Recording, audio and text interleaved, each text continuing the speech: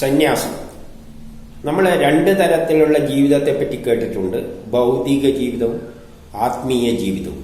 ഈ ആത്മീയ ജീവിതത്തിലാണ് സന്യാസത്തെ പറ്റിയും ബ്രഹ്മസാക്ഷാത്കാരത്തെ പറ്റിയെല്ലാം പറയുന്നത്. അതെന്താണെന്ന് നമുക്ക് നോക്കാം. അതിനു മുമ്പിൽ നമ്മൾ എന്തിനാണ് ജനിച്ചത് എന്ന് ആദ്യം ഒന്ന് ചിന്തിച്ചു നോക്കാം. ഈ പ്രപഞ്ചം ഉണ്ടായത് ബ്രഹ്മത്തിൽ നിന്നാണ്. ബ്രഹ്മം എന്താണെന്നെല്ലാം നമുക്ക് പിന്നീട് നോക്കാം.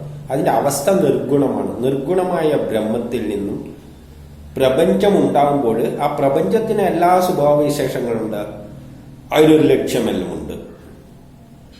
ആ പ്രപഞ്ചത്തിൽ നമ്മൾ കാണുന്നത്, നമ്മൾ ഭൂമിയിലാണ് വസിക്കുന്നത്. ഈ ഭൂമി ഇങ്ങനെ പുരോഗമിച്ചുകൊണ്ടിരിക്കുകയാണ്. കൃതയുഗം ത്രേതായുഗം എന്നെല്ലാം പറഞ്ഞിട്ട് നമ്മളിപ്പം കലിയുഗത്തിന്റെ അവസാനത്തിൽ ഏറ്റവും പുരോഗമിച്ച അവസ്ഥയിലേക്ക് പോയിക്കൊണ്ടിരിക്കുകയാണ്. അതായത് ചുറ്റും നോക്കുമ്പോൾ കെട്ടിടങ്ങൾ, മറ്റേത് പല കണ്ടുപിടുത്തങ്ങളിലൂടെ പല പുരോഗതിയും നേടുന്നുണ്ട്. ഈ പുരോഗതിയെല്ലാം നേടുന്നത് മനുഷ്യരിലൂടെയാണ്. അപ്പം മനുഷ്യരെ സൃഷ്ടിച്ച എന്തിനു വേണ്ടിയിട്ടാണ്?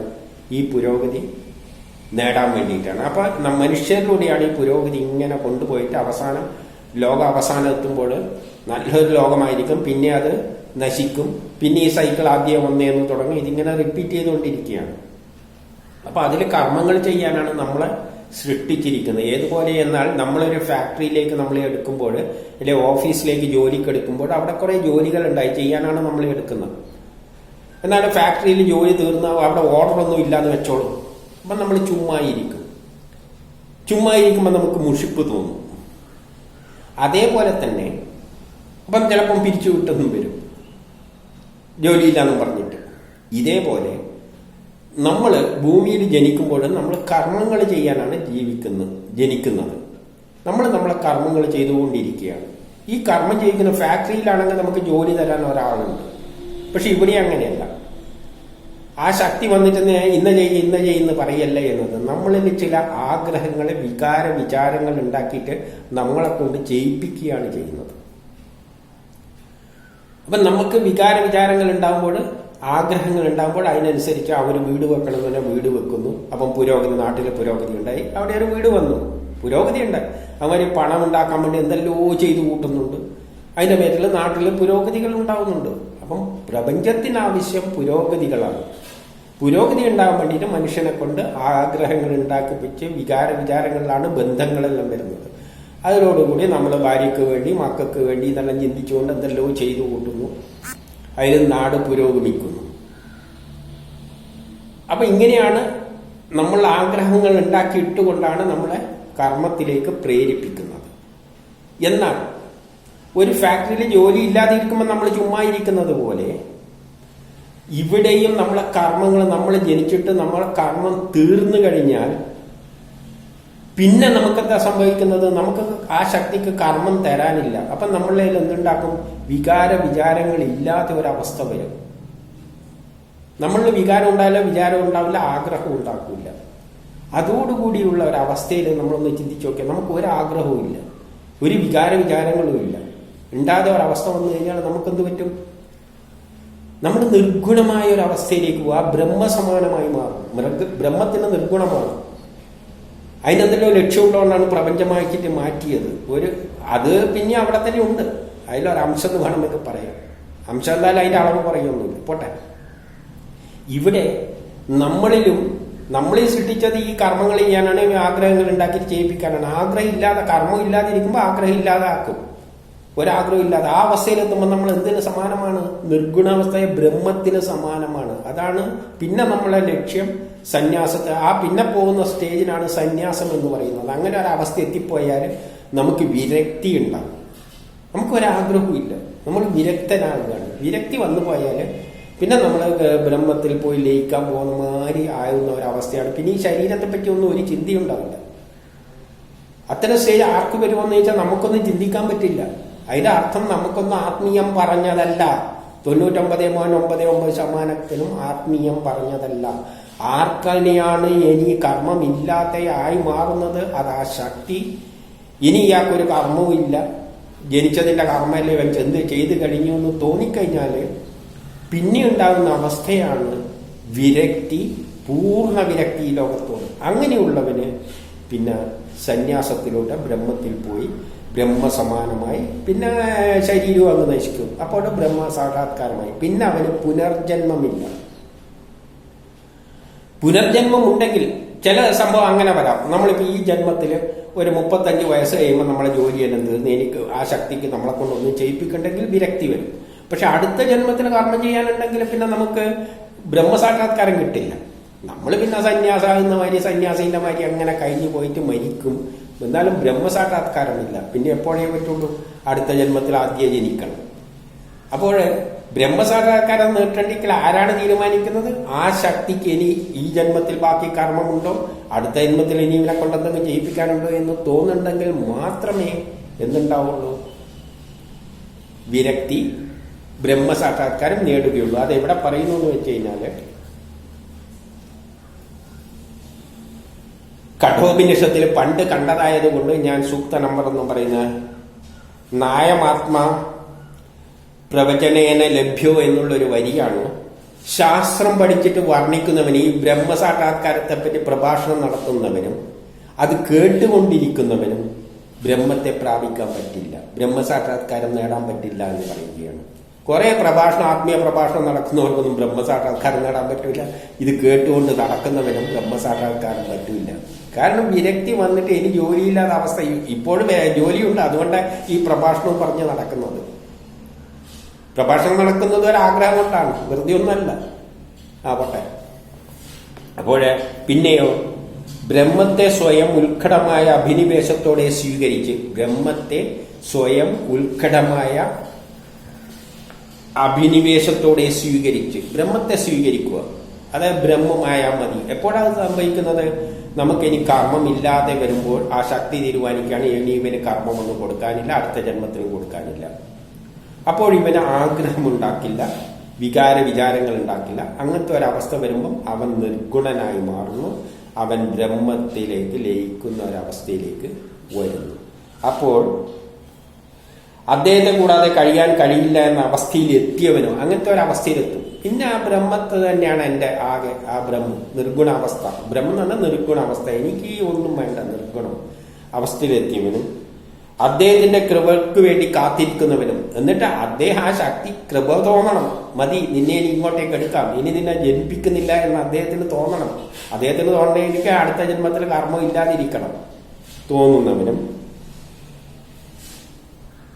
കാത്തിരിക്കുന്നവനായ വ്യക്തിയുടെ മേൽ പരമാത്മാവ് കൃപ കാണിക്കുമ്പോൾ മാത്രം അവന് ബ്രഹ്മസാക്ഷാത്കാരം. അങ്ങനെയുള്ള വ്യക്തിയിൽ ആ പരമാത്മാവ് തീരുമാനിക്കണം, ശരി മതി, നീ നിന്റെ ജോലിയെല്ലാം പ്രപഞ്ചത്തിൽ ചെയ്തു കഴിഞ്ഞു, മതി, ഇനി ഇങ്ങോട്ട് പോരി, ഇവിടെ ഇങ്ങനെ ഇരുന്നോ എന്ന് പറയുന്നവനാണ് ബ്രഹ്മസാക്ഷാത്കാരം. അങ്ങനെ ഇരുന്നോ എന്ന് പറഞ്ഞാൽ എങ്ങനെ ഇരിക്കുകയാണ്? അവിടെ പോയിട്ട് പിന്നെ സൂഹിച്ചു നടക്കുകയല്ല. പിന്നെ അവന് ഒന്നുമില്ല. പിന്നെ അവന്റെ ശരീരം ബ്രഹ്മസാക്ഷാത്കാരം നേടി മരിച്ചു കഴിഞ്ഞാൽ ആ നിർഗുണാവസ്ഥയിൽ അങ്ങനെ അങ്ങ് നിൽക്കുകയാണ്. ഏതുപോലെ എന്ന് പറഞ്ഞാൽ, ഒന്ന് നമ്മൾ ഉദാഹരണത്തിന് ചിന്തിച്ചു കഴിഞ്ഞാൽ ഗാഠനിദ്രയിൽ നമ്മളൊന്നും അറിയാതെ ശരീരത്തിൽ ഒന്നുമില്ലാതെ മാതിരിയുള്ള അവസ്ഥയാണ്.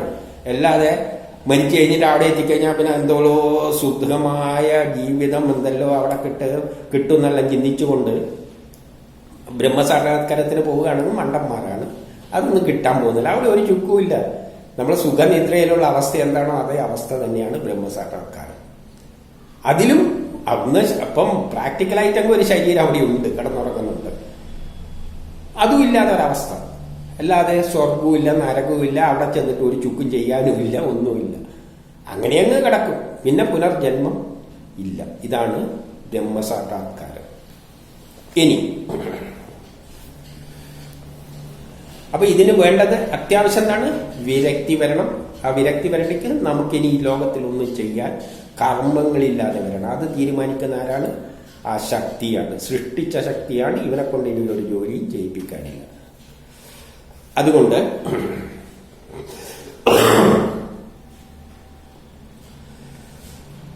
സന്യാസോപനിഷത്തിൽ ഒന്നിൽ പറയുന്നു, ചുരുക്കത്തിൽ പ്രപഞ്ച ജീവിതം ത്യജിച്ച്, അപ്പോൾ പിന്നെ ഈ ജീവിതം അങ്ങ് ചതിക്കുകയാണ്. ഈ ജീവിതമായിട്ട് ഒരു ബന്ധമില്ല. ഇവിടെ കഴിയുന്നവനാണ് സന്യാസി. അപ്പം പ്രപഞ്ച ജീവിതം ത്യജിച്ചിട്ട് എവിടെയെങ്കിലും പോയി അങ്ങനെ ചുരുണ്ടുകൂടും മരണം വരെ. മരിച്ചു കഴിഞ്ഞാൽ അതിൻ്റെ അകത്ത് ലയിച്ചു കഴിഞ്ഞാൽ, അതിന് മുമ്പേ ലയിച്ചു കഴിഞ്ഞു. പക്ഷെ ശരീരമായിട്ട് അങ്ങനെ കിടക്കുകയാണ് അവിടെ ലയിക്കാൻ വേണ്ടിയിട്ട്. ഇവിടെ കഴിയുന്നവനാണ് സന്യാസി. മാതാവ്, പിതാവ്, പുത്രൻ, സഹോദരൻ എന്നിവരുടെ സമ്മതത്തോടെ സർവസ്വവും ദാനം ചെയ്യുന്നവൻ. അപ്പോൾ നമ്മൾ സന്യാസി ഇങ്ങനെ ഒരു അവസ്ഥ വന്നു കഴിഞ്ഞാൽ എന്ത് ചെയ്യണം എന്ന് പറയുകയാണ്. അതൊന്ന് പറഞ്ഞു കൊടുക്കുകയാണ്. കാരണം ബന്ധുക്കൾക്കെല്ലാം വിഷമമുണ്ടാകും ഇവൻ ഇട്ടെറിഞ്ഞ് പോകുമ്പോൾ. അതുകൊണ്ട് പറയുകയാണ് എന്ത് ചെയ്യണം, അച്ഛനോടും അമ്മയോടെല്ലാം പറയണം, എനിക്കിത് ജീവിതം മടുത്ത്, എനിക്കിത് താല്പര്യമില്ല, എൻ്റെ കർമ്മങ്ങളെല്ലാം കഴിഞ്ഞിതാ ഞാൻ പോകുന്നു, എന്നെ ഒന്ന് അനുഗ്രഹിച്ച് വിട്ടേന്നും പറഞ്ഞെങ്കിൽ വിട്ടേ. അതൊരു ചടങ്ങ് മാത്രമാണ്. കാരണം മറ്റുള്ളവരെ ദുഃഖിപ്പിക്കുന്നവർ ശരിയല്ല, ആ നിലയിൽ പറഞ്ഞതേ ഉള്ളൂ. സമ്മതത്തോടെ സർവസ്വവും ദാനം ചെയ്യണം. എന്നിട്ട് അങ്ങ് കൊടുത്തേക്കണം നമ്മളെ സാധനം ഏതെല്ലാം. എന്നിട്ട് എന്ത് വേണം, തലമുടിയെല്ലാം വടിച്ചിട്ട് പൂണൂലും പൊട്ടിച്ചിട്ട് തലമുടി അങ്ങ് വടിച്ചേക്കുക. എന്നിട്ട് പൂണൂലും അങ്ങ് പൊട്ടിച്ചേ കളയുക. എന്നിട്ട് വടക്കോട്ടേക്ക് അങ്ങ് നടക്കണം. എല്ലാം പൊട്ടിച്ചിട്ട് അങ്ങ് നടന്നേക്കുക. എന്നിട്ടോ കരപാത്രത്തിൽ ഭിക്ഷ വാങ്ങി എവിടെ നിന്ന് കൈ നീട്ടിയിട്ട് ഭക്ഷണം കിട്ടിയാണെങ്കിൽ ശരീരം നിലനിർത്താൻ വേണ്ടിയിട്ട്. എന്തിനു വേണ്ടിയിട്ട്? ഭക്ഷണം ഔഷധം പോലെ ജീവൻ നിലനിർത്താൻ വേണ്ടി മാത്രം. ഔഷധം നിലയ്ക്കൽ ജീവിതം നിലനിർത്താൻ വേണ്ടിയിട്ട് എന്തെങ്കിലും കഴിക്കുക. അങ്ങനെ ഏതെങ്കിലും ഒരു പ്രത്യേക സ്ഥലം തെരഞ്ഞെടുത്തിട്ടൊന്നും താമസിച്ചേക്കരുത്. കാരണം തെരഞ്ഞെടുത്ത് താമസിക്കുമ്പോൾ നമുക്ക് സുഖത്ത് താല്പര്യം വരികയാണ്. ഒരു പോകുമ്പോൾ രാത്രിയാകുമ്പോൾ ഒരു രാത്രി ഗ്രാമത്തിൽ താമസിക്കാം, 4 രാത്രി പട്ടണത്തിൽ, 5 രാത്രി പട്ടണത്തിലും വസിക്കാമെന്ന് പറയുന്നുണ്ട്. അതായത് അധിക സമയമൊന്നും ഒരുത്തിയിൽ തങ്ങിക്കളയരുത്. വർഷകാലത്ത് വേണം മാത്രം, നല്ല മഴ പെയ്യുന്നുണ്ടെങ്കിൽ മാത്രം എവിടെയെങ്കിലും കുറച്ചു കാലം മഴ സമയത്ത് തങ്ങാം. പിന്നെയോ കീറിയ വസ്ത്രമോ മരപുരിയോ ധരിക്കാം. കീറിയ വല്ല വസ്ത്രമായിട്ട് ധരിച്ചാൽ മതി. അത് ആർക്ക് വേണ്ടിയാ? നമുക്ക് വേണ്ടിയല്ല. നമുക്ക് ഇതിലൊന്നും താല്പര്യമില്ല. എല്ലാം മറന്നു, ഈ ശരീരത്തെ പോലും മറന്നു. അങ്ങനത്തെ അവസ്ഥ ആർക്ക് വരുമോ എന്ന് ചോദിച്ചു കഴിഞ്ഞാൽ 99.99% വരില്ല. അപ്പൊ ഈ സന്യാസം ആർക്കാണ് വിധിച്ചത് എന്ന് ചോദിച്ചു കഴിഞ്ഞാൽ ഇത്രയും അപൂർവം ചില വ്യക്തികൾക്ക് മാത്രമാണ്. അല്ലാതെ ഇതിലൊന്നും ഒരു കാര്യമില്ല. അവർക്കൊന്നല്ല ആത്മീയം പറഞ്ഞത്. ഈ നിസ്സാര അല്പം ചിലവർക്ക് മാത്രമാണ്. അത് ചിന്തിച്ചാൽ പോലും തോന്നും ഇങ്ങനെ ആരെങ്കിലും ഉണ്ടാവുമോ. മറ്റു വസ്ത്രങ്ങൾ ധരിക്കരുത്. ഇങ്ങനെ ക്ലേശം സഹിക്കുന്നതാണ് തപസ്. ജലാശയ തീരമാണ് അവൻ ഉറങ്ങാനുള്ള സ്ഥലം. വല്ല കടൽ തീരത്ത് പോയി കിടന്നുറങ്ങുന്നു. ഇന്ന സ്ഥലമൊന്നുമില്ല. എന്നിട്ടോ ശാഠ്യായനിയോപനിഷത്തില് 1:3 പറയുന്നു, മനുഷ്യരുടെ ബന്ധനത്തിന് കാരണം മനസ്സ് വിഷയാസക്തമാകുന്നതാണ്. വിമുഖമായ മനസ്സ് മോക്ഷത്തിന് കാരണമാകും. മനുഷ്യരുടെ ബന്ധനത്തിന് കാരണം മനസ്സ് വിഷയാസക്തമാകുന്നതാണെന്നാണ്. നമ്മൾ ഈ മനസ്സ് വിഷയങ്ങളിൽ ആസക്തമാകുമ്പോഴാണ് എന്തുണ്ടത് ബന്ധുക്കളെ പറ്റിയെല്ലാം ചിന്തിക്കുന്നത്. ആ മനസ്സ് വിഷയത്തിൽ നിന്ന് വിട്ടുപോയാൽ, അതായത് ആ ശക്തി ഇനി നമുക്ക് കർമ്മമൊന്നുമില്ല എന്ന് വരുമ്പോൾ നമ്മളെ മനസ്സെന്താവും? ആഗ്രഹങ്ങളൊന്നും ഉണ്ടാവില്ല, വിഷയങ്ങളിൽ നിന്ന് വിട്ടുപോകും. അപ്പോൾ ഈ ബന്ധങ്ങൾ തന്നാലെ അങ്ങ് പൊട്ടിപ്പോവും. ആ ശക്തി ബന്ധം, ഇത് അച്ഛനാണ്, ഇത് അമ്മയാണ് എന്നുള്ള ചിന്തയെല്ലാം ഉണ്ടാക്കുമ്പോഴാണ് നമുക്കെന്ത് പറ്റുന്നത്? അവർക്ക് വേണ്ടി ഇന്നേലും ചെയ്യണം എന്നുള്ള ചിന്താഗതി വരുന്നത്, ആഗ്രഹം വരുന്നത്. അപ്പൊ ഇതെല്ലാം മനസ്സുമായിട്ട് ബന്ധിപ്പിച്ചിരിക്കുകയാണ്, വിഷയമായിട്ട് പ്രപഞ്ചമായിട്ട് ബന്ധിപ്പിച്ചിരിക്കുകയാണ്, വിഷയങ്ങളെല്ലാമായിട്ട് ബന്ധിപ്പിച്ചിട്ട്. പക്ഷെ അതിൽ നിന്ന് നമ്മൾ പൊട്ടിച്ചു കഴിഞ്ഞാൽ ആ ശക്തിക്ക് ഇനി ഒന്നും കർമ്മം ചെയ്യിപ്പിക്കണ്ടെന്ന് തോന്നിക്കഴിഞ്ഞാൽ നമ്മളുടെ ആഗ്രഹം ഉണ്ടാവില്ല, വിചാരങ്ങൾ ഉണ്ടാക്കാതെ ഇരിക്കുമ്പോൾ പിന്നെ നമുക്ക് ബന്ധങ്ങളെ പോലെ തന്നെ ഓർമ്മ വരില്ല, എല്ലാം പോയി പോവും, ബന്ധം എല്ലാം പൊളിഞ്ഞു പോവും. അതാണ് ഇവിടെ എടുത്ത് പറഞ്ഞിരിക്കുന്നത്. അത് ഓട്ടോമാറ്റിക്കായിട്ട് വരും. നമുക്കിപ്പം ചിന്തിക്കാൻ പറ്റാത്തതുകൊണ്ട് നമുക്ക് ആത്മീയം പറഞ്ഞതല്ല എന്ന് മനസ്സിലാക്കിയാൽ മതി. എന്നിട്ടോ 7 പറയുന്നു, അതിൽ തന്നെ 7 33 പറയുന്നു, സന്യാസം സ്വീകരിച്ച ശേഷം സ്വധർമ്മത്തിൽ നിന്നും മാറിയാൽ അവൻ പാതകിയാണെന്ന് വേദം അനുശാസിക്കുന്നു. അപ്പൊ സന്യാസം സ്വീകരിച്ചു ഒരാള്, സന്യാസം സ്വീകരിച്ചതിന്റെ ശേഷം തിരിച്ചു വന്നിട്ട് ഈ ലോകത്തിലങ്ങ് വസിക്കാന്ന് വെച്ച് കഴിഞ്ഞാൽ അവൻ പാതകിയാണെന്ന് പറയുകയാണ്. സന്യാസം സ്വീകരിച്ചു കഴിഞ്ഞാൽ പിന്നെ തിരിച്ചു വരവില്ല. പിന്നെ ബ്രഹ്മമേ ശരണം, ബ്രഹ്മത്തിൽ ലയിച്ചു കഴിഞ്ഞു, പിന്നെ തിരിച്ചു വരവില്ല. വല്ലവരും പകുതിക്കുന്ന തിരിച്ചു വന്നിട്ട് ഞാൻ സന്യാസിയാണെന്നും പറഞ്ഞ് നടക്കുന്നുണ്ടെങ്കിൽ അവൻ പാതകിയാണെന്ന് പറയുന്നത്. ഏതുപോലെ നമ്മളെ സിനിമയിലെ ശ്രീനിവാസൻ സന്യാസിക്കാൻ പോയിട്ട് തിരിച്ചു വന്ന അവസ്ഥ സമൂഹം എന്ത് ചെയ്യും? അവനൊരു പ്രത്യേക നിലയിൽ കാണും. അപ്പം സന്യാസത്തിന് പോയവൻ തിരിച്ചു വരുന്ന പരിപാടിയേ ഇല്ല. പിന്നെ ഇനി ശ്രീയെ 29-20 പറയുന്നു, സ്ത്രീയെ ഉപേക്ഷിച്ചവൻ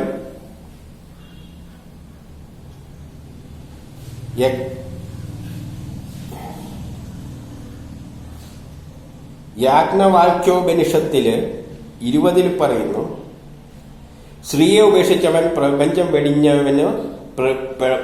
വെടിഞ്ഞവനെന്ന് കരുതാം, പ്രപഞ്ചം ത്യജിച്ചവൻ സുഖം നേടാം. അപ്പൊ സ്ത്രീയെ ഉപേക്ഷിച്ചാൽ തന്നെ പ്രപഞ്ചം വെടിയുന്നതിന് സമാധാനം. അതാണ് ഏറ്റവും വലിയ ത്യാഗം. അത് ത്യജിച്ചാൽ കഴിഞ്ഞു കഴിഞ്ഞാൽ പ്രപഞ്ചം വെടിഞ്ഞു എന്നാണ് ഇവിടെ പറയുന്നത്. ഒരു ഉദാഹരണ സഹിതം പറയുകയാണ്. എന്നിട്ട് പരമഹംസോ പരിവ്രാജോപനിഷത്തില് പറയുകയാണ് 2 പ്രപഞ്ചം ത്യജിക്കുന്നതിന്റെ ഭാഗമായി. അപ്പൊ എന്ത് വേണം? സ്ത്രീയെ ഉപേക്ഷിച്ചാൽ തന്നെ മതി, എന്നാലും പ്രപഞ്ചം ത്യജിക്കുന്നതിന്റെ ഭാഗമായി അച്ഛൻ, അമ്മ, പുത്രൻ, ഭാര്യ, ബന്ധുക്കൾ, ശിഷ്യൻ മുതലായവരോട് സമ്മതം വാങ്ങണം. എന്നിട്ട് 4 പറയുന്നു, പിന്നെ തന്റെ ശേഷിച്ച കഴിവുകളും കർമ്മങ്ങളും മറ്റും പുത്രരെയോ ശിഷ്യരെയോ ഏൽപ്പിക്കുക. എന്തെങ്കിലും കർമ്മം തീരുമ്പോഴാണല്ലോ ബ്രഹ്മസാക്ഷാത്കാരത്തിന് ചിന്ത വരുക. അഥവാ എന്തെങ്കിലും മിച്ചം വരുന്നുണ്ടെങ്കിൽ അയാളെ മറ്റവരുടെ പേരിലെ ഏൽപ്പിച്ചിട്ട് എന്ത് വേണം? അതെല്ലാം ശിഷ്യന്മാരോട് ഇതെല്ലാം നീ നോക്കിക്കോളെ, ഞാൻ പോവുകയാണെന്ന് പറഞ്ഞുകൊണ്ട് എന്ത് വേണം? ഞാൻ ബ്രഹ്മമാണ്, അത് നീയാണ് എന്ന് ഉച്ചരിച്ചുകൊണ്ട് വസ്ത്രങ്ങളെല്ലാം ജലത്തിൽ നിക്ഷേപിച്ചിട്ട് ശുദ്ധ സ്വരൂപത്തിൽ, വസ്ത്രമെല്ലാം വെള്ളത്തിലേക്ക് കളഞ്ഞിട്ട് ശുദ്ധ സ്വരൂപത്തിൽ വടക്കോട്ടേക്ക് നടക്കണം. ഇതാണ് സന്യാസം എന്ന് പറയുന്നത്. യഥാർത്ഥ സന്യാസം എന്ന് പറഞ്ഞാൽ ഇതെല്ലാം ഉപേക്ഷിച്ചിട്ട് എല്ലാവരോടും ബൈ ബൈ പറഞ്ഞിട്ട് ഒരൊറ്റ പോക്ക് പോവുക, വസ്ത്രമെല്ലാം വെള്ളത്തിൽ കളഞ്ഞിട്ട് നേരെ വടക്കോട്ടേക്ക് നടക്കുക. ഹിമാലയത്തിലേക്ക് പോയി അവിടെ ഇരിക്കുക, ഏതോ ഗുഹയുണ്ടാവില്ല അവിടെ. എന്നിട്ട്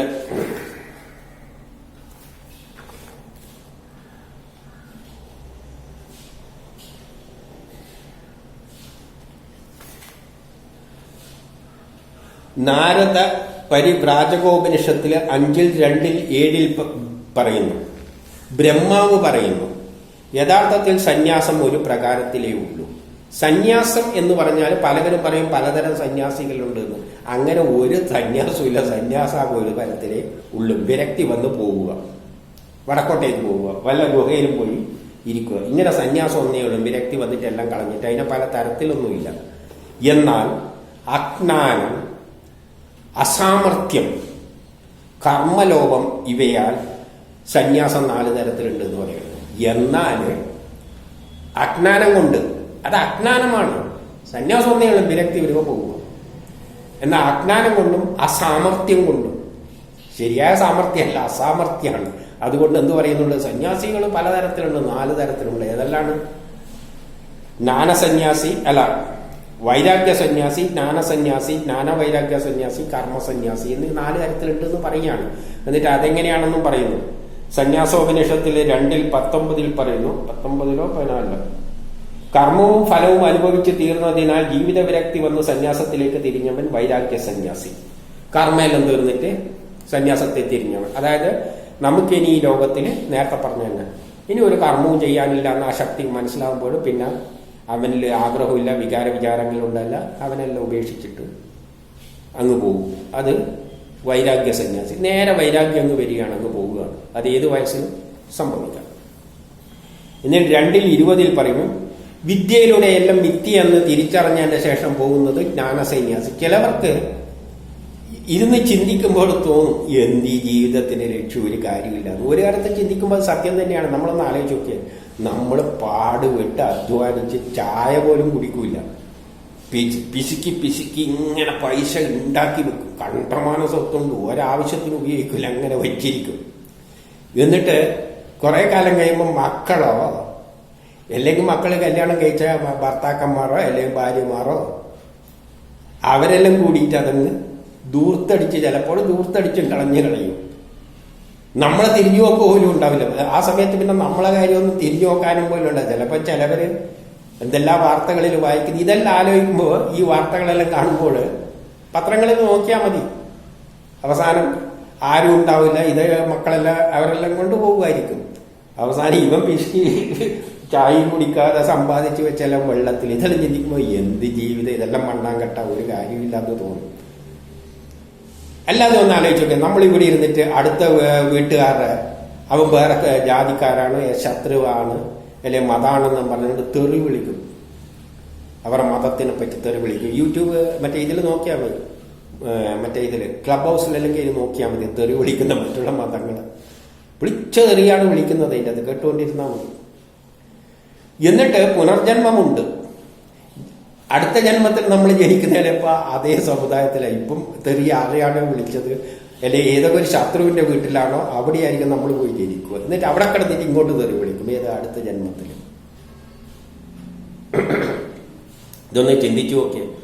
ഇതെല്ലാം ചിന്തിക്കാൻ കഴിയുന്ന കുറച്ച് കഴിവുള്ള ഒരു മനുഷ്യന് ഒന്ന് മനസ്സിലാക്കും. കാരണം നമ്മളോട് ചോദിച്ചിട്ടല്ല ഈ ജന്മത്തിൽ, ഈ കുടുംബത്തിൽ, അല്ലെ ഈ മതത്തിൽ നമ്മളെ സൃഷ്ടിച്ചത്, അല്ലെ ഈ ജാതിയിൽ സൃഷ്ടിച്ചത്. അടുത്ത ജന്മത്തിൽ നമ്മൾ ജനിക്കുന്നത് ഏത് കുടുംബത്തിലാണെന്നോ ഏത് ജാതിയിലാണെന്നോ ഏത് മതത്തിലാണെന്നോ നമുക്കോട് ചോദിക്കുന്നുമില്ല, നമുക്കൊരു പിടിയുമില്ല. അപ്പൊ ഇങ്ങനെ ഇരിക്കുമ്പോൾ ഇങ്ങനെയാണ് ചിന്തിക്കുന്ന നമ്മൾ കുറച്ച് കടന്ന് ചിന്തിച്ചു കഴിഞ്ഞാൽ എന്ത് മനസ്സിലാവും? ഇതിലൊന്നും ഒരർത്ഥമില്ല, ഇതെല്ലാം വെറും മണ്ണാങ്കട്ടയാണ് നമ്മളീ കാട്ടിക്കൂട്ടുന്നത്. എന്തിനു വേണ്ടി? ഈ കുറച്ച കാലഘട്ടത്തിൽ ഇങ്ങനെയുള്ള ചിന്ത വരുന്നവര് ജ്ഞാന വൈരാഗ്യ സന്യാസി. അവർക്ക് വൈരാഗ്യം വന്നിട്ട് അവർ സന്യാസത്തിലേക്ക് തിരിയും. അങ്ങനെ ജ്ഞാന വൈരാഗ്യ സന്യാസി. എത്രയാളുണ്ടാവും ഇങ്ങനെ ചിന്തിക്കാൻ? എത്ര പേരുണ്ടാവും എന്ന് ചോദിച്ചു കഴിഞ്ഞാൽ നമുക്കറിയാം, ആരുമില്ല. നമ്മളൊന്നും ഇല്ലത്തില്ല. അപ്പൊ നമുക്കൊന്നും ആത്മീയം പറഞ്ഞതല്ല. വെറുതെ അതിന്റെ പിന്നാലെ നടന്നിട്ട് കാര്യമില്ല. നമ്മൾ ഭൗതിക ജീവിതത്തിൽ കണ്ട കാര്യങ്ങളും ചെയ്ത് നമ്മളെ ജോലിയും ചെയ്ത് ജീവിക്കും. പിന്നെയോ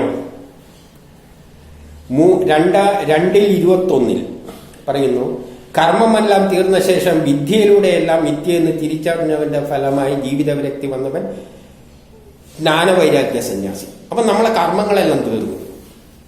കർമ്മമെല്ലാം എപ്പാ തീർക്കുക? നമ്മളെ സൃഷ്ടിച്ചതിന്റെ ജോലിയെല്ലാം നമ്മളെ തീർന്നു. ആ സൃഷ്ടി ചെയ്ത ശക്തിക്ക് തോന്നിയാണ് ഇനി ഇവന് ജോലിയൊന്നും കൊടുക്കാനില്ല, ഇവന്റെ ജോലിയെല്ലാം തീർന്നു. അപ്പം നമ്മൾ എന്തുണ്ടാവില്ല? നമ്മളിൽ വിചാരങ്ങൾ ഉണ്ടാക്കില്ല, നമുക്ക് ആഗ്രഹങ്ങൾ ഉണ്ടാക്കുക. അങ്ങനെ ഇരിക്കുമ്പോൾ നമുക്ക് വെറുതെ ഇരിക്കുമ്പോൾ തോന്നും, എന്ത് ജീവിതം, ഇതിനകത്ത് എന്താ അർത്ഥം?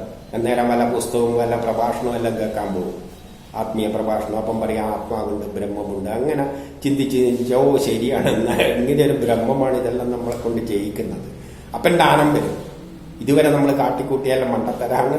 യഥാർത്ഥത്തിൽ ആ ശക്തിയാണ് നമ്മളെ കൊണ്ട് ഇതെല്ലാം ചെയ്യിപ്പിക്കുന്നത്. എന്നാൽ പിന്നെ ഇനി ആടെ പോയി ബ്രഹ്മസാക്ഷാത്കാരം, വിരക്തി വന്ന് അങ്ങനെ പോകുന്നത് ജ്ഞാന വൈരാഗ്യ സന്യാസി. അപ്പൊ അതൊരു വേറെ തരം എല്ലോ ഒന്ന് തന്നെ. പിന്നെ 4-മത്തത് 3:2 പറയുന്നു, നമ്പർ ചിലപ്പോൾ തെറ്റിപ്പോ. ബ്രഹ്മചര്യം, ഗൃഹസ്ഥാശ്രമം, വാനപ്രസ്ഥം എന്നീ 3 അവസ്ഥകളും കഴിഞ്ഞിട്ട് വയസ്സാം കാലത്ത് 4-മത്തെ സന്യാസാവസ്ഥയില് നമുക്ക് തോന്നി വെറുതെ ഇരിക്കുമ്പോൾ, പ്രായമായിട്ട് വയസ്സായിരിക്കുമ്പോഴും മക്കളും മറ്റവരൊന്നും തിരിഞ്ഞു നോക്കാതിരിക്കുമ്പോൾ ഉള്ളിൽ തോന്നി ഉമ്മാർക്ക് വേണ്ടി ഞാൻ എന്തിനെല്ലാം പാടുപെട്ട് വല്ല സന്യാസം ചെയ്ത് ഇനി എന്ത് ഈ ജീവിതത്തിൽ അർത്ഥമൊന്നുമില്ല എന്നെല്ലാം തോന്നി.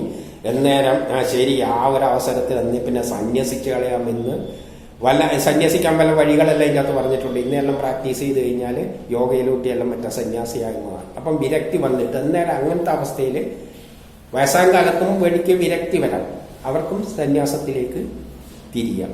അതിനുള്ള മാർഗങ്ങളും പറഞ്ഞിട്ടുണ്ട്, ചില യോഗകളെല്ലാം പറഞ്ഞിട്ടുണ്ട്. അതിലൂടെ നമുക്ക് സ്വയം വിരക്തി ഉണ്ടാക്കിയെടുക്കാം. പക്ഷെ ഇതെല്ലാം തോന്നണ്ടിക്ക് ആര് തോന്നിക്കണം? ആ വ്യക്തി തോന്നിക്കണം. വിരക്തി വരുമ്പോഴേ ഇതെല്ലാം തോന്നുകയുള്ളൂ. അതാണ് 4 തരം സന്യാസത്തിന്റെ രീതി. പക്ഷെ എല്ലാം കാര്യമൊന്നും തന്നെ സന്യാസം വിരക്തി വരുമോ പോവുക എന്നതിന്. ഇനി ഇങ്ങനെ സന്യാസിയാവുമ്പോൾ അവനിലും ഇത്തരത്തിലുള്ള 6 തരത്തിൽ ഇവരെ സമൂഹത്തിൽ കാണാമെന്ന് പറയുകയാണ്. 6 തരത്തിൽ. കാരണം സന്യാസത്തിലേക്ക് തിരിയുമ്പോൾ ഒറ്റയടിക്ക് ഒരാൾക്ക് ഒരേ രീതിയിലല്ല സന്യാസത്തിൽ തിരിയോ. ഒരാൾ പല സ്റ്റെപ്പെല്ലായിട്ടാണ് പറയുന്നത്. അതെന്താണെന്ന് വെച്ച് കഴിഞ്ഞാൽ 6 തരം എന്ന് പറഞ്ഞാൽ കുടീചൻ, ബഹുദൂതൻ, ദൂകൻ, ഹംസൻ, പരമഹംസൻ, തുര്യാതീതൻ, അവധൂതൻ. ഇങ്ങനെ 6 രൂപത്തിൽ ഉള്ള ആൾക്കാർ സമൂഹത്തിൽ കാണും. ഇതിന്റെ പ്രത്യേകത എന്താണെന്ന് വെച്ചാൽ സന്യാസി എന്ന് പറഞ്ഞാൽ നേരത്തെ എന്താ പറഞ്ഞത്, എല്ലാ ഉടുതുണിയും വെള്ളത്തിൽ കളഞ്ഞിട്ട് ബന്ധു ഉപേക്ഷിച്ചിട്ട് ഒരൊറ്റ പോക്കാന്ന് പോകാനാണ്. അങ്ങനെ പോകാൻ നമുക്ക് പറ്റും. ഇപ്പൊ എനിക്ക് വിരക്തി വന്നു, വീട്ടനെ ഉടുപ്പെല്ലാം കഴിഞ്ഞിട്ട് പോവാന്ന് പറഞ്ഞാൽ അത് അത്ര സുഖമൊന്നുമല്ല. എല്ലാം വിരക്തി വന്നു, എന്നാ പോയി കളയാന്ന് പറയുമ്പോൾ ആദ്യം ഞാൻ പോകുന്നത് കുടീജന്റെ രൂപത്തിലാണ്. കുടീജകൻ എന്താ ചെയ്യുന്നത് വെച്ചാൽ ശിഖിയും വെക്കും, പൂണൂലും വെക്കും. ഈ പൂണൂലെല്ലാം ആദ്യം പൊട്ടിച്ച് കളയാന്ന് വെച്ചാൽ കുറച്ച് പാടാണ്. പൂണൂലും ധരിക്കും. ദണ്ഡം, ഒരു വടിയുണ്ടായി. ഈ വടി എന്ന് പറയുമ്പോൾ അധികാര വടിയൊന്നുമല്ല, മറ്റേ അധികാരത്തിന്റെ ചെങ്കൊളുന്നില്ല. എന്തിനാന്ന് വെച്ചാല് ഒരു പിച്ചക്കാരന്റെ മാതിരിയാണ് ഇറങ്ങാൻ പോകുന്നത്. ഇറങ്ങാൻ പോകുമ്പോൾ വല്ല പട്ടിയെല്ലാം വരുമ്പോൾ ഒരു കമ്പ് ഏതായാലും നല്ലത് തന്നെയാണ്. വീട്ടിൽ പിച്ചക്കാർ വരുമ്പോൾ ഒരു കമ്പ് ചെയ്യുമ്പോൾ അത് സുരക്ഷയ്ക്ക് വേണ്ടിയിട്ടാണ്. അത് മാത്രമല്ല, കാരണം ഈ ഇങ്ങനത്തെ വേഷത്തിലെല്ലാം കാണുമ്പോൾ പട്ടികളെല്ലാം വേളം കൂട്ടുന്നതാണ്. അപ്പോൾ ഒരു വടി വേണം സുരക്ഷക്ക്. പിന്നെ കുത്തി നടക്കാനും. ഭക്ഷണമെല്ലാം വളരെ കുറച്ചായിരിക്കും. അപ്പം പിന്നെ ക്ഷീണം കൊണ്ട് അതിനൊരു രക്ഷയ്ക്ക് വേണ്ടിയിട്ടാണ് ഈ വടിയും പറഞ്ഞിരിക്കുന്നത്. പിന്നെ ദണ്ഡം, കമണ്ടലു, പിന്നെ കൗബീനം, വെള്ളത്തിന് വേണ്ടിയിട്ടുള്ള കൗബീനം മാത്രമേ എല്ലാത്തിനും ഉള്ളൂ. കൗബീനമേ ഉപയോഗിക്കാൻ പാടില്ല, അതിന്റെ അപ്പുറം പാടില്ല. പിന്നെ കന്ത, കമ്പിളി ചൂടുക. അപ്പൊ ആദ്യം ഇറങ്ങുമ്പോൾ ഒരു കമ്പിളിയെല്ലാം വേണം. തണുപ്പിന് വേണമെന്ന് പറഞ്ഞാൽ നമുക്ക് പെട്ടെന്ന് പോകാൻ പറ്റൂല. അങ്ങനെ ഇതെല്ലാം എടുത്ത് കുറച്ച് സാധനങ്ങൾ, പിന്നെ കൗബീനേ വേണ്ടു.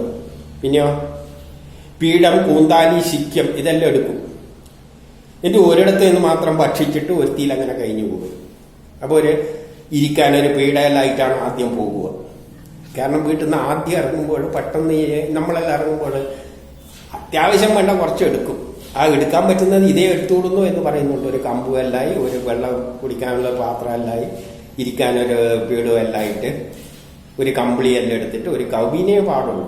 വസ്ത്രത്തിൽ നിർബന്ധമാണ്. കാരണം വിരക്തി വന്നോന്ന് അറിയേണ്ടിക്ക് അതുണ്ടായാലേ പറ്റൂ. അതും കൂടിയും പറ്റൂല്ലെങ്കിൽ പിന്നെ അങ്ങോട്ട് പോകണ്ട. ഇപ്പൊ ഇങ്ങനെ ഇറങ്ങും. എന്നിട്ട് രണ്ടാമതെത്തുമ്പോൾ ബഹുദകനാകുമ്പോൾ എന്ത് പറ്റുന്ന വെച്ചാൽ ബഹുദകൻ ശിഖ, കന്ത എന്നിവ ധരിക്കുന്നവനും 8 ഉരുള ചോറ് കഴിക്കുന്നവനുമാണ്. ആദ്യത്തെ അത്ര വരെ ചോറിന്റെ കാര്യമൊന്നും പറയുന്നില്ല, എന്തെല്ലോ കഴിക്കും. പക്ഷെ കുറച്ചു കാലം കഴിയുമ്പോൾ ബഹുദകനാകും. അതെന്താണ്? ശിഖ, കന്ത എന്നിവ മാത്രം ഉണ്ടാവും. പിന്നെ 8 ഉരുള ചോറ് കഴിക്കും. പിന്നെ മൂന്നാമത്തേലെത്തുമ്പോൾ അത് 2ൽ 25 പിന്നെ 2ൽ 26. ഹംസൻ ജഡാധാരിയാണ്. അപ്പോഴേക്കാകുമ്പോൾ മുടിയെല്ലാം വളർന്ന് ജഡയെല്ലാം വളർന്നിരിക്കും. പിന്നെയോ ത്രിപുണ്ഡമായി കൗബീനം മാത്രം ധരിക്കുന്നവനും പലയിടത്തുമായി ചോദിച്ചു വാങ്ങി കഴിക്കുന്നവനാണ്. പിന്നെ പല വീട്ടിലെല്ലാം പോയിട്ട് കുറച്ച് ചോദിച്ചിട്ട് എന്തെങ്കിലും പലയിടത്തുനിന്നായിട്ട് വാങ്ങി കഴിച്ചിട്ട് ജീവിക്കും. നാലാമത്തത് 2ൽ 27 പരമഹംസൻ പലയിടത്തുനിന്നൊന്നും വാങ്ങില്ല. ഒരു 5 വീട്ടിൽ നിന്ന് മാത്രമേ ഭക്ഷണം വാങ്ങൂ. 5 വീടുകളിൽ നിന്ന് ഭിക്ഷ ചെയ്യിക്കുന്നു. ഭസ്മം ധരിച്ച് ഒരു വിരിപ്പ് മാത്രം കൈമലുണ്ടാവും. ഒരു വിരിപ്പ് മാത്രമായിട്ട് പോകുന്നത്. അതായത് നമ്മൾ ആദ്യം പോകുമ്പോൾ കുറച്ചൊക്കെ സാധനം എടുത്തിട്ട് പോകും. പിന്നെ കുറഞ്ഞു വരികയാണ്. 5ൽ 228 അല്ലെ 2ൽ 28 പറയാണ് തുര്യാതീതൻ. 2ൽ 28 തുര്യാതീതൻ സർവംഗ പരിത്യാഗിയാണ്. അവനെല്ലാം ത്യജിച്ചവനാണ്. തുര്യാതീതനാവുമ്പോഴേക്ക് എല്ലാം ത്യജിക്കും. 3 വീടുകളിൽ നിന്ന് വല്ലതും വാങ്ങിക്കഴിക്കും. ശരീരം മൃതശരീരമായി കണക്കാക്കുന്നു. അപ്പോഴേക്ക് ശരീരത്തെ പറ്റിയുള്ള ചിന്തയെല്ലാം അങ്ങ് പോകും. എന്നിട്ട് നാരദ പരിവ്രാജകോപനിഷത്തില് 7ൽ 3 പറയുന്നത് തുര്യാതീതനോ അവധൂതനോ, ഇനി പറയാൻ പോകുന്ന അവധൂതനും വസ്ത്രം ധരിക്കേണ്ട ആവശ്യമില്ല. അപ്പോഴാകുമ്പോ കൗബീനോ എടുത്ത് കളഞ്ഞു കഴിഞ്ഞു.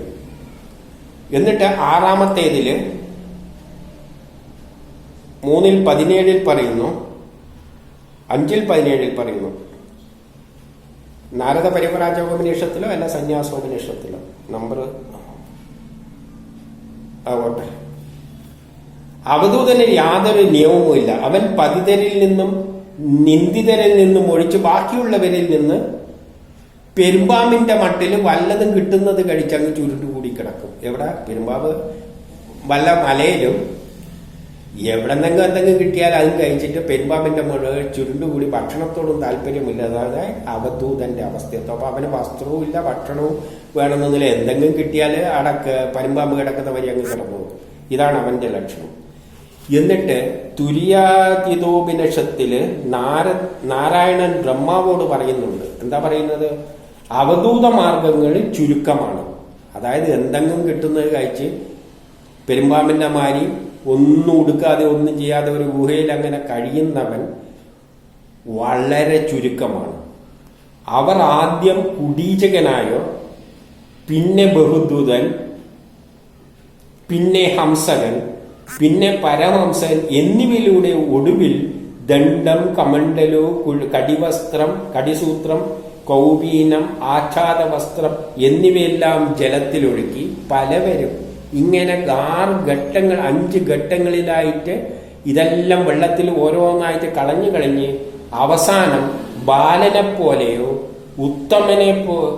ഉന്മത്തനെ പോലെയോ ബാലനെ പോലെയോ ഉന്മത്തനെ പോലെയോ പിശാചിനെ പോലെയോ ഇപ്പൊ ഈ അവസ്ഥയിലേക്കും ബാലനെ പോലെ എന്ന് പറഞ്ഞാൽ വസ്ത്രമൊന്നുമില്ലാതെ നടക്കുകയാണ്. ഉന്മത്തനെ പോലെയോ പിശാചിനെ പോലെയോ ഭാവിച്ചു നടക്കും. അതേപോലെ അങ്ങനെ നടക്കും. ആരോടും സംസാരിക്കാതെ ഏകാഗിയായിരിക്കും, ഒറ്റക്ക് ഏകാഗിയായിട്ട് അങ്ങ് കഴിഞ്ഞുകൂടും. എന്നിട്ടോ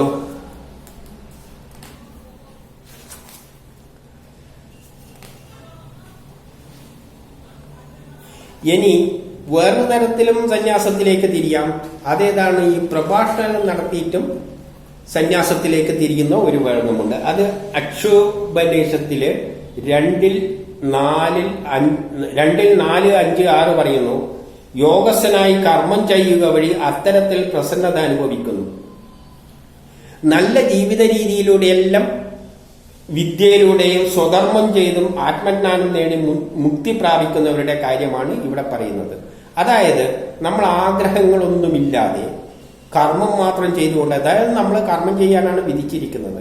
അപ്പൊ അങ്ങനെ ബ്രഹ്മസാക്ഷാത്കാരത്തിലേക്ക് എത്തുന്ന വ്യക്തികളുടെ അവസാനത്തെ അവസ്ഥ എന്തായിരിക്കും എന്ന് വെച്ച് കഴിഞ്ഞാല് അവർ കർമ്മം ചെയ്യുന്നത് ഞാൻ ചെയ്യാൻ ബാധ്യസ്ഥനായി, അവർക്ക് അവസാന കാലത്ത് കുറച്ച് കർമ്മങ്ങൾ ഉണ്ടാവില്ല, അങ്ങനെ ചെയ്തു കൊടുക്കും നിസ്വാർത്ഥമായിട്ട്.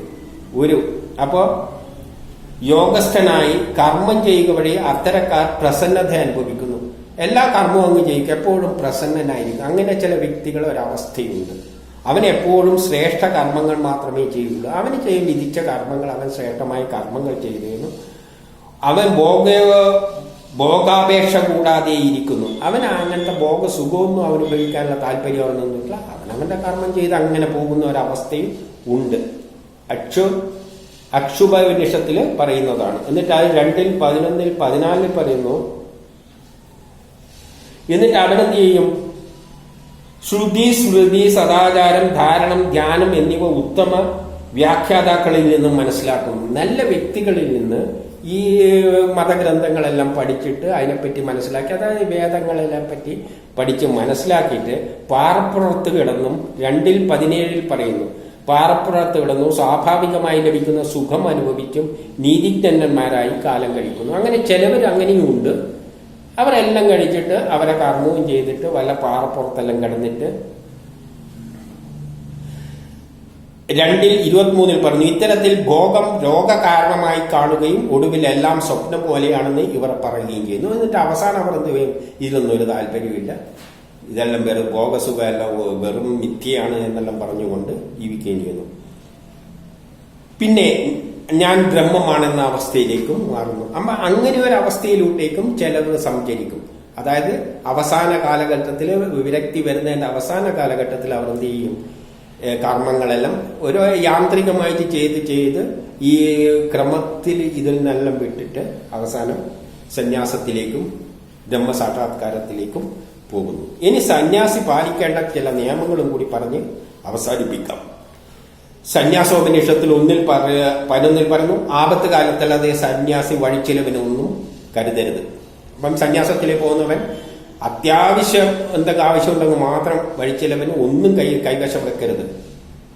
ആപത്ത് കാലത്തല്ലാതെ, ആപത്ത് വല്ലാതെ കാലത്തുണ്ടെങ്കിൽ മാത്രം എന്തെങ്കിലും കരുതി വെക്കുക, അല്ലാത്ത കാലത്ത് ഒന്നും കൈമല് വഴിച്ചിലവിന് കണ്ടുവെക്കരുത്.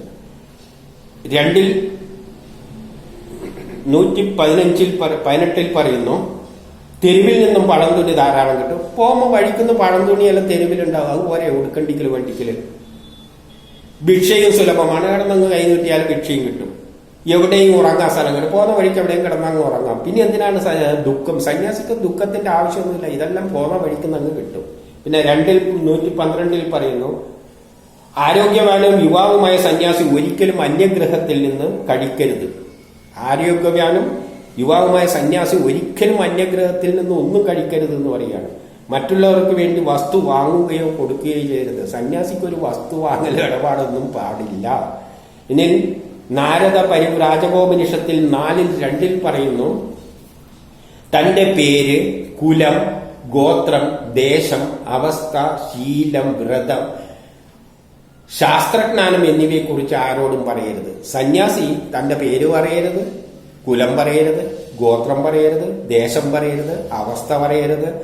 ആരോട് ശാസ്ത്രം ഉപദേശിക്കുക, വേദങ്ങൾ പഠിപ്പിക്കുക, ഞാൻ ജ്ഞാനം പഠിപ്പിച്ചു തരാമെന്ന് പറയുന്നത് സന്യാസിയുടെ പരിപാടിയല്ല, അത് ചെയ്യാൻ പാടില്ല. പിന്നെയോ സമൂഹമായി ബന്ധം പാടില്ലെന്ന് സാരം. എന്നിൽ 3:54 പറയുന്നു മരണസമയം വരെ കാലം പ്രതീക്ഷിച്ചിരിക്കേണ്ടതാണ്. മരിക്കുന്നത് വരെ, മരിക്കുന്ന സമയം കാത്തിരിക്കണം. മരണത്തെയും ജീവിതത്തെയും പ്രശംസിക്കാൻ പാടില്ല. മരണത്തെയും പ്രശംസിക്കാൻ പാടില്ല, ജീവിതത്തെയും പ്രശംസിക്കാൻ പാടില്ല.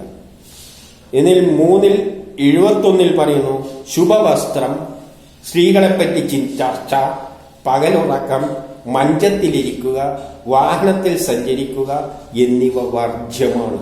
അപ്പം ശുഭവസ്ത്രമൊന്നും പാടില്ല, സ്ത്രീകളെപ്പറ്റി ചർച്ച ചെയ്യാൻ പാടില്ല, പകലുറക്കം പാടില്ല, മഞ്ചത്തിലിരിക്കാൻ പാടില്ല, വാഹനങ്ങളിൽ സഞ്ചരിക്കാൻ പാടില്ല, ദൂരയാത്ര ഒഴിവാക്കേണ്ടതാണ്. ആത്മചിന്ത എപ്പോഴും ആ ബ്രഹ്മത്തെപ്പറ്റി ചിന്തിച്ചുകൊണ്ട് ഇരിക്കണം. ഇനി 4:3 പറയുന്നു സ്ത്രീകളുമായി സംസാരിക്കുകയോ, സ്ത്രീകളുടെ സംസാരിക്കാൻ പോലും പാടില്ല. പൂർവ്വപരിചിതമായ സ്ത്രീകളെ സ്മരിക്കുകയോ പഴയ സ്ത്രീകളെ പോലെ ചിന്തിക്കാൻ പോലും പാടില്ല. പിന്നെയോ സ്ത്രീകളുടെ ചിത്രങ്ങൾ കാണുകയോ അവരുമായി ചർച്ചയോ പാടില്ല. സ്ത്രീകളുടെ ചിത്രം പോലും കാണാൻ പാടില്ല, അവരുമായി സംസാരിക്കാൻ പോലും പാടില്ല സന്യാസിക്ക്. ഇതെല്ലാം നിഷിദ്ധമാണ്. പിന്നെയോ 4:6 പറയുന്നു അഹങ്കാരം, ആഗ്രഹം ത്യജിച്ചവനാണ് സന്യാസി, ആഗ്രഹമൊന്നും ഉണ്ടാവില്ല. സംഗ്രഹങ്ങളൊന്നും പാടില്ല. സംഘം ചേരുക, സംഘം ചേരുന്നതാണ് ഏറ്റവും. സംഘം ചേരാൻ പാടില്ല. ചികിത്സ, ആതുരസേവനയും ചികിത്സയെല്ലാം ഉണ്ടല്ലോ, അതൊന്നും സന്യാസിക്ക് പറഞ്ഞതല്ല. വ്യവസായങ്ങൾ പാടില്ല. പരഗ്രഹവാസം, മറ്റുള്ള ഗ്രഹത്തിൽ താമസിക്കുക, പ്രായശ്ചിത്തം ചെയ്യുക, ഔഷധ വിതരണം, സേവനം, ഔഷധ വിതരണം ചെയ്യുക, മന്ത്രപ്രയോഗം, മന്ത്രങ്ങൾ പറഞ്ഞു കൊടുക്കുക, അല്ലെങ്കിൽ പ്രയോഗിക്കുക, വിഷം പ്രയോഗിക്കുക, ധർമ്മസാഹസം, എന്തൊക്കെ സാഹസങ്ങൾ കാണിക്കുക, കഴിവുകൾ പ്രകടിപ്പിക്കുക, ആശീർവാദം, എല്ലാവരെയും നീ രക്ഷപ്പെടട്ടെ എന്ന് ആശീർവദിക്കുക എന്നിവ സന്യാസിക്ക് നിഷിദ്ധം. ഇതൊന്നും സന്യാസിക്ക് പറഞ്ഞതല്ല. പിന്നെയോ അപ്പൊ ഇതിൽ നിന്നെല്ലാം നമ്മൾ മനസ്സിലാക്കേണ്ടത് സന്യാസം എന്നത് വിരക്തി വന്ന് ഇട്ടെറിഞ്ഞു ഓടുന്ന പരിപാടിയാണ്. ഈ ഭൗതിക ലോകത്തിൽ നിന്നും ഇട്ടെറിഞ്ഞു ഓടുന്ന ഒരു പ്രക്രിയയാണ് സന്യാസം. അതെന്തുകൊണ്ട് സംഭവിക്കുന്നു എന്ന് വെച്ച് കഴിഞ്ഞാൽ നമ്മളിവിടെ കർമ്മം ചെയ്യുവാനാണ് വന്നത്. കർമ്മം ചെയ്യുവാൻ ആ ശക്തി എന്ത് ചെയ്യുന്നുണ്ട്? നമ്മൾ ആഗ്രഹങ്ങൾ ഉണ്ടാക്കുന്നുണ്ട്, എന്നിട്ട് ബന്ധങ്ങൾ ഉണ്ടാക്കുന്നുണ്ട്, വിചാരങ്ങൾ ഉണ്ടാക്കുന്നുണ്ട്, അതുകളിലൂടെ ബന്ധങ്ങൾ ഉണ്ടാകുന്നുണ്ട്. അതിനനുസരിച്ച് നമ്മൾ കർമ്മങ്ങൾ ചെയ്യുന്നു, ലോക പുരോഗതി ഉണ്ടാകുന്നു. നമ്മളെ ജോലി തീർന്നു കഴിഞ്ഞാൽ നമുക്കിനി കർമ്മമൊന്നുമില്ല. ഇനി വരുന്ന ജന്മത്തിലും കർമ്മമില്ലെങ്കിൽ നമ്മളിൽ പിന്നെ ആഗ്രഹം ഉണ്ടാക്കില്ല, വിചാരങ്ങൾ ഉണ്ടാക്കില്ല, ഈ മനസ്സിൽ ഇങ്ങനത്തെ വിഷയങ്ങളൊന്നും ഉണ്ടാവില്ല. ഉണ്ടാക്കാതെ വരുമ്പോൾ നമ്മൾ എല്ലാത്തുനിന്നും ഡിറ്റാച്ച് ആവും. നമ്മൾ ബന്ധങ്ങളെപ്പോലും മറന്നുപോകും. ആ അവസ്ഥ നമുക്കൊന്നും ഇപ്പോൾ ഇല്ലാത്തത് നമ്മൾ ആ അവസ്ഥയിൽ എത്താത്തത് കൊണ്ടാണ്. ഈ ലോകത്തിലുള്ള എല്ലാവരും ഈ അവസ്ഥയിലാണ് ഉള്ളത്. ഏത് വിചാരങ്ങളെല്ലാം ഉണ്ടായിട്ടാണ് കർമ്മത്തിൽ മുഴുകിയിരിക്കുകയാണ്. അതുകൊണ്ട് നമ്മളെ കർമ്മങ്ങൾ, ഈ ലോകത്തെ സൃഷ്ടിയുമായിട്ട് ബന്ധപ്പെട്ട കർമ്മങ്ങൾ, പുരോഗതിയിലേക്ക് നയിക്കുന്ന കർമ്മങ്ങൾ ചെയ്തു പോവുക. അതാണ് നമ്മളുടെ ജോലി. അല്ല ആത്മീയം നമുക്കത് പറഞ്ഞതല്ല. ആത്മീയം എപ്പം വരും? നമ്മളെ കർമ്മം തീരുകയാണെങ്കിൽ ആ ശക്തിക്ക് തോന്നിയാണ് ഇനി ഇവന് ഒരു ജോലി ഇവിടെ ചെയ്യാനില്ല എന്ന് തോന്നുമ്പോൾ നമ്മളിൽ വിചാരങ്ങൾ ഉണ്ടാക്കില്ല. അപ്പോൾ നമ്മൾ ഒന്നും ചിന്തിക്കാൻ, ഒന്നും ചെയ്യാൻ തോന്നാത്ത ഒരവസ്ഥ വരും. ബന്ധങ്ങളൊന്നും ഇല്ലാതെ തോന്നുന്ന വിഷയങ്ങളിൽ നിന്നെല്ലാം മുക്തമാകും. അപ്പോൾ നമ്മൾ സ്വയം ബ്രഹ്മസമാനമാകും. നമ്മളിൽ വിചാരങ്ങളില്ല, വെറും ഒരു ശരീരം, ഒരു മനസ്സ്, നിശ്ചലമായ ഒരു മനസ്സ്. അങ്ങനെ അവസ്ഥയിൽ പോകുമ്പോൾ പിന്നെയുള്ള അവസ്ഥയിൽ കാലഘട്ടത്തിനാണ് ആ ബ്രഹ്മം നമ്മളെല്ലാം ഉപേക്ഷിച്ച്, നമ്മളെ ശരീരത്തെ എല്ലാം ശുഷ്കിച്ച്, ശരീരത്തെ എല്ലാം ഉപേക്ഷിച്ച് ബ്രഹ്മത്തിലേക്ക് പോകുന്ന വഴിയാണ് സന്യാസം. അവസാനം നമ്മൾ എന്ത് ചെയ്യും? നമ്മൾ ഇതെല്ലാം വിട്ടെറിഞ്ഞ് ഒന്നിനും താല്പര്യമില്ലാതെ യന്ത്രം കണക്കെ എവിടെയോ വടക്കോട്ടേക്ക് അങ്ങ് പോകും. നമ്മളെ വസ്ത്രത്തിനും താല്പര്യമില്ല, ഒന്നിലും താല്പര്യമില്ലാതെ ഇട്ടെറിഞ്ഞ് പോകുന്ന ആ ഒരു യാത്രയാണ് സന്യാസം. അവസാനം നമ്മൾ എവിടെ എത്തും? ബ്രഹ്മത്തിൽ ചേർന്ന് ലയിക്കും. പിന്നെ നമ്മൾ നിർഗുണമാണ്. ഇനി നമുക്ക് പുനർജന്മമില്ല.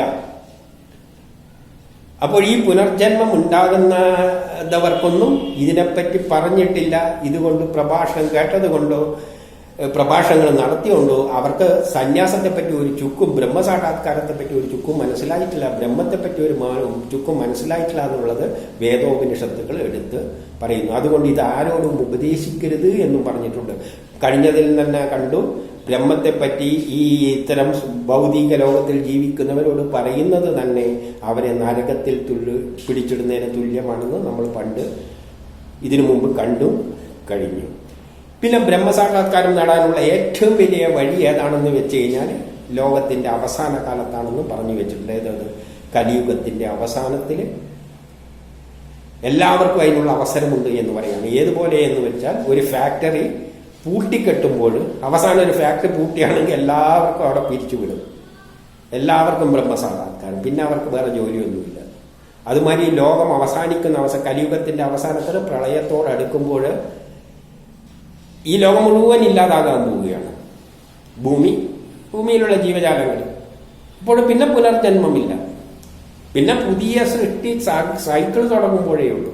അപ്പോഴേക്ക് എല്ലാവർക്കും കൂട്ടത്തോടെ ഇവിടത്തേക്ക് പോയി ലയിക്കും, ബ്രഹ്മത്തിൽ പോയി ലയിക്കും. എന്നിട്ട് പിന്നെ ആദ്യ സൃഷ്ടി തുടങ്ങും. അപ്പോൾ കലിയുഗത്തിന്റെ അവസാനത്തിലാണ് എല്ലാവർക്കും മോക്ഷം നേടാൻ പറ്റിയ ഏറ്റവും നല്ല സമയമെന്ന് പറയുന്നുണ്ട്.